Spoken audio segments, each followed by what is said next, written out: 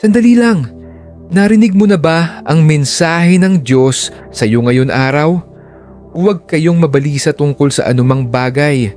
Sa halip, ipaalam ninyo sa Diyos ang inyong mga kahilingan sa pamamagitan ng panalangin, pagsusumamo at may pasasalamat.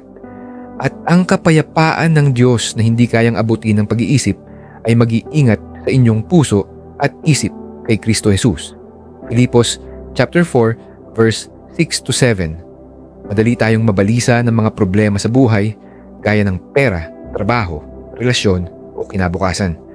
Minsan, inuuna pa natin ang pag-aalala kaysa sa paglapit sa Diyos. Ngunit sa verse na ito, tinuturuan tayo na ipagkatiwala ang lahat sa Diyos sa pamamagitan ng panalangin. Hindi lang basta panalangin, kundi may pusong nagpapakumbaba at nagpapasalamat. Kapalit nito, ipinangako ng Diyos ang isang bagay na hindi kayang ibigay ng mundo, ang kapayapaan na nagmumula sa Kanya. May bumabagabag ba sa iyo ngayon? Ipagdasal mo ito at hayaan mong ang kapayapaan ng Diyos ang kumilos sa iyong puso.